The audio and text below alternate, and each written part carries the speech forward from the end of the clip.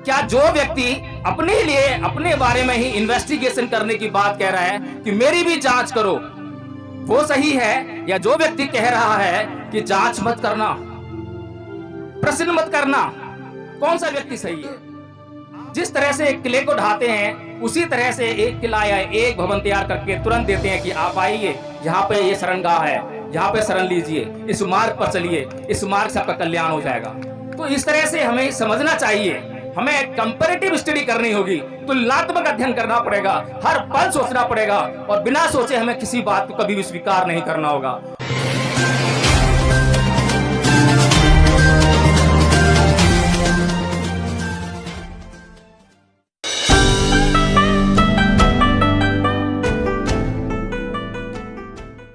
तथागत बुद्ध को नमन करते हुए, परम पूज्य बाबा डॉक्टर भीमराव अम्बेडकर को नमन करते हुए, मान्यवर साहेब कांसीराम जी को नमन करते हुए और इस प्रोग्राम के आयोजकगण उन सभी को बहुत बहुत साधुवाद। लेकिन एक शिकायत की, बहुत ही जो प्रोग्राम इतना विकराल रूप से आयोजित किया है उसमें अनुकूलता को ध्यान में रखा, क्योंकि हमारी बुद्धि भी अनुकूलता की क्या कहें कि गुलाम है। जब तक उसको अनुकूलता नहीं मिलती है, जब तक हमारी बुद्धि किसी भी बात को ग्रहण करने के लिए सक्षम नहीं हो पाती है। और बुद्ध का धम्म जो ये प्रोग्राम चल रहा है वो तो सारा का सारा बुद्धि को ग्रहण करने को पर आधारित है। यहाँ कोई मनोरंजन का कार्यक्रम तो हो नहीं रहा है, गाना बजाना हो रहा होगा, कथावाचक गायन कर रहे होंगे, उसमें आपको आनंद आ रहा होगा। लेकिन बुद्ध का धम्म या परम पूज्य बाबा डॉक्टर भीमराव अम्बेडकर का जो मिशन है, मूवमेंट है, वो ज्ञान का लेना और ज्ञान की लेकर उसको वृद्धि करना, इस बात का मिशन मूवमेंट है। क्योंकि बुद्ध का पूरा धम्म जो है वो चित्त के ऊपर आधारित है। वो चित्त की शुद्धि में ही सबका कल्याण मानते हैं। जिसका कल्याण हो रहा है उसका कल्याण होने का कारण भी चित्त है, और जिसका कल्याण हो रहा है उसके कल्याण होने का कारण भी चित्त है। बुद्ध ने धम्मपद में कहा है कि फंदनंग चप्पलंग चित्तंग दुरखंग दुनिवार्यंग उजुंग करोति मेधावी उसुकारो व तेजनंग, कि ये जो चित्त है जिसे हम मन समझते हैं ये बहुत ही चंचल है, चपल है, क्षणिक है, जरा सी देर में इधर से उधर हो जाता है। तो संभालना बहुत मुश्किल है, इसकी रक्षा बहुत मुश्किल से होती है। लेकिन जो मेधावी पुरुष होते हैं, परिश्रमी लोग होते हैं, जो उद्योग करना जानते हैं, मेहनत करना जानते हैं, जो आलसी नहीं है, प्रमाद नहीं करते हैं, वे लोग अपने चित्त की रक्षा उसी तरह से करते हैं, या इस चित्त को सही मार्ग पर उसी तरह से लेकर आते हैं जिस तरह से एक बाण बनाने वाला बाण को सीधा करता है। इतनी मेहनत का काम है, और इतनी मेहनत का जो काम है वो जो चित्त को सुधारने का काम है, उसके लिए हमें अनुकूलता का विशेष ध्यान रखना चाहिए था। इस मौसम में हमें प्रोग्राम करना चाहिए। मैं शिकायत नहीं कर रहा हूँ, छोटी शिकायत है, बुरा ना माने कोई भी लेकिन अगर यही प्रोग्राम रात को होता तो शायद सभी लोग उपस्थित भी अच्छी तरह से होते, और थोड़ी सी जो सूरज की गर्मी है उससे बचाव मिल जाता, और थोड़ा सा और समस्या हल हो जाती। तो बुद्ध का जो धम्म है वो हमारे सभी कल्याण के लिए है, और बुद्ध का धम्म बहुत पुरातन है। अभी जो एग्जिस्टिंग, यानी कि जो अभी जिन धर्मों की बात की पूर्व वक्ता ने, उन धर्मों के मुकाबले अगर देखें तो सबसे ज्यादा समृद्धशाली, सबसे संपन्न धर्म जो है बुद्ध का धम्म है। और बुद्ध के धम्म के जो तत्व हैं हमारे लिए इतने महत्वपूर्ण हैं कि हमें उनकी जानकारी का होना बहुत जरूरी है। मैं बहुत सूक्ष्म तरीके से धम्म को नहीं बताऊंगा, बहुत ही मोटी मोटी बातें बताकर, क्योंकि और भी वक्ता हैं और समय का भी बहुत ध्यान रखना है, तो बहुत ही मोटी मोटी बातें बताऊंगा धम्म की जो है। कि जैसे कि धम्मपद में कहा है, अकोछि मंग अवधि मंग अजीनी मंग आहासी में ये चेतंग उपनहंती वेरंग तेसंग न सम्मति, कि उसने मुझे मारा, उसने मुझे लूटा, उसने मेरा सब कुछ छीन लिया। जो इस प्रकार की बातें अपने मन में बनाए रखते हैं उनका वैर कभी शांत नहीं होता। अभी जो बुद्ध की जो गाथा है, बुद्ध की जो ये बात है, इसकी हमें हमारे जीवन में जरूरत है या नहीं है? हम बहुत बड़ी बड़ी बातें कर लें, मिशन मूवमेंट को समझ लें, लेकिन जब तक हम अपने चित्त में शांति को प्राप्त नहीं करेंगे, चित्त को शांति प्रदान नहीं करेंगे, तब तक हम कोई भी कार्य अच्छी तरह से नहीं कर सकते हैं। और हमारा पूरा जीवन किससे लदा पड़ा है कि उसने मुझे मारा, उसने मेरा धन लूट लिया, उसने मेरा कर्ज लिया, वो वापस नहीं किया। इस तरह से हम क्षणिक क्षणिक हर क्षण परेशान हैं, आंदोलित हो रहे हैं, परेशान हो रहे हैं, लेकिन हमारे भीतर जो है शांति नहीं आ रही है। तो इस शांति को अपने भीतर लाने के लिए और अपने मन को जब शांत कर लेंगे तो जो हमारा मिशन मूवमेंट है, जो हमने लक्ष्य प्राप्त करने का जो हमने सोच रखा है, उसकी तरह हम जो है आगे बढ़ जाएंगे। इसीलिए बुद्ध कहते हैं कि ये जो बातें मन में आती हैं कि हम लोगों को कौन मार रहा है, कौन पीट रहा है, कौन हमारा धन लूट रहा है, ये तो हो रहा है, चलता रहेगा, लेकिन इनको तत्क्षण छोड़ना होगा। इसके बारे में लगातार सोचते रहने से हम परेशान रहेंगे।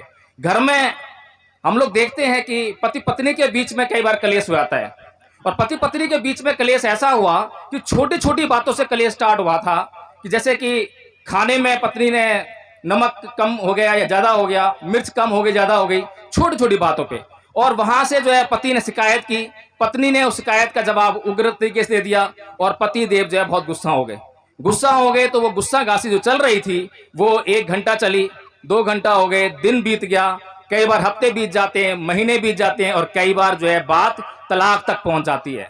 ये इतनी बड़ी बात कैसे बनी? इतनी बड़ी बात बनने का जो कारण था वो केवल और केवल हमारी थोड़ी सी असावधानी थी, थोड़ी सी इस बात की सावधानी थी कि हम चित्त से जागरूक नहीं थे। हम ये समझ नहीं पा रहे थे कि हम क्या कर रहे हैं। अगर हमने उसी क्षण या तो पत्नी ने या पति ने थोड़ा संयम से काम लिया होता और उस समय जो बातें हुई उनको वहीं पर तत्क्षण छोड़ने का काम किया होता, तो वो घंटे, वो दिन, वो महीने, वो साल, वो जिंदगी खराब ना हुई होती। इतनी महत्वपूर्ण जानकारियां हमें बुद्ध के धम्म से मिलती हैं। तो बुद्ध के धम्म को लूटा किसने? बुद्ध के धम्म को बर्बाद किसने किया? आज हम देखते हैं, आज हम कई बार सुनते भी होंगे कि जो हमारा आंदोलन है वो बेसिकली 2 जो संस्कृतियां हैं उनके द्वंद्व का आंदोलन है। एक तरफ ब्राह्मण संस्कृति है और दूसरी तरफ जो है परम पूज्य बाबा अम्बेडकर के द्वारा दिखाया गया मार्ग, यानी श्रमण संस्कृति या श्रमण संस्कृति का आंदोलन। ये 2 आंदोलन चल रहे हैं। इन दोनों को समझना बहुत जरूरी है। इन दोनों को जब तक हम बारीकी से नहीं समझेंगे तब तक हम कुछ भी नहीं समझ पाएंगे। एक आंदोलन ये कहता है कि मानो, जानने का प्रयास मत करना, जानना अपराध है। अगर आपने प्रश्न किया तो अपराध हो जाएगा, वह खुदा, वह ईश्वर आपसे नाराज हो जाएगा। और दूसरी संस्कृति कह रही है कि मान मत लेना, जब तक आप प्रश्न ना करो, जब तक आप जान ना लो, जब तक आपका चित्त शुद्ध ना हो जाए, तब तक आप किसी भी बात को मान मत लेना। मेरी भी बात को मत मानना। अगर आपको जब तक संदेह जो आपके मन में है, जब तक आपका वो संदेह दूर ना हो जाए, तब तक मानने का काम कर मत लेना। कौन सही है, कौन गलत है? क्या हमें ये बात आराम से समझ में नहीं आनी चाहिए? क्या जो व्यक्ति अपने लिए, अपने बारे में ही इन्वेस्टिगेशन करने की बात कह रहा है कि मेरी भी जांच करो, वो सही है? या जो व्यक्ति कह रहा है कि जांच मत करना, प्रश्न मत करना, कौन सा व्यक्ति सही है? आप इस्लाम की बात कीजिए, पैगंबर साहब बोलते हैं कि मान लो कि मैं ही खुदा का पैगंबर हूं, और ये भी मान लो कि मैं खुदा का अंतिम पैगंबर हूं, तब आपका भला होगा, तब बात शुरू होगी। इससे पहले बात शुरू नहीं होती है। ईसाई लोग, जो ईसा मसीह को मानते हैं, ईसा मसीह कहते हैं कि मुझे भगवान ने या ईश्वर ने, गॉड ने मुझे इस संसार में भेजा है, मैं ईश्वर का पुत्र हूं। और ये मान लो, जब तक मानोगे नहीं, जब तक कुछ नहीं होने वाला। कृष्ण जी कहते हैं कि मैं तो साक्षात ईश्वर हूं, ये मान लो, और मेरी शरण में आ रहे मात्र से आपका कल्याण हो जाएगा। ये कैसी संस्कृति है? दूसरी तरफ इन सब बातों को नकारते हुए भगवान बुद्ध कहते हैं कि मान मत लेना, और मैं कोई ईश्वर नहीं हूं, कोई मैसेंजर नहीं हूं, मैं कोई पैगंबर नहीं हूं, मैं भी उसी तरह से एक आम इंसान हूं जैसे आप लोग हो। मैंने चित्त को शुद्ध किया है, आप लोग भी चित्त को शुद्ध कर सकते हो। चित्त को शुद्ध कैसे करना है उसका मार्ग मैंने ढूंढ लिया है, लेकिन उस मार्ग पर आपको चलना होगा, और जो इस मार्ग पर चलेगा वह अपना कल्याण कर लेगा, और जो इस मार्ग पर नहीं चलेगा उसका कल्याण कभी संभव नहीं है। तो हमें यह समझना होगा। आज इस दूर दराज के गांव में मैं आया हूं, इतने सारे वक्तागण आए हैं, वो आपको सिर्फ यही समझाने आए हैं कि जो आपके चित्त में अब तक बीमारियां डाली गई हैं, जो दूषित किया गया आपके चित्त को, उसको जो है आप समझिए कि क्या दूषितपन है।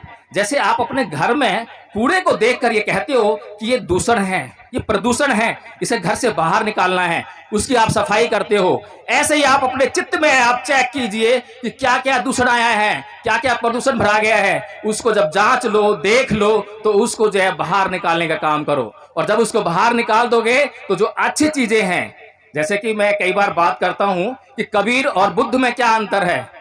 सभी लोग कबीर को सुनते हैं, बुद्ध को सुनते हैं, तो कबीर और बुद्ध में क्या अंतर है? कबीर भी विरोध करते हैं, बुद्ध भी विरोध करते हैं। दोनों में फर्क क्या है? दोनों में फर्क यह है कि कबीर के पास वो तर्क क्षमता है कि किसी भी अंधविश्वास, अंधश्रद्धा और जो वगैरह वगैरह जो भी चीजें हैं, उसके किले को एक नजर में ढहा देते हैं, एक बाहर में ढा देते हैं। बहुत तगड़ी तर्क शक्ति है।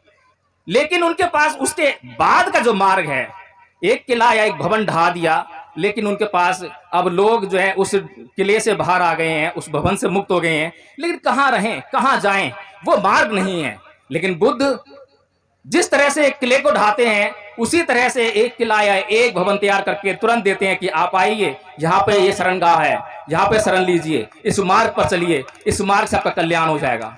तो इस तरह से हमें समझना चाहिए, हमें कंपैरेटिव स्टडी करनी होगी, तुलनात्मक अध्ययन करना पड़ेगा, हर पल सोचना पड़ेगा, और बिना सोचे हमें किसी बात को कभी भी स्वीकार नहीं करना होगा।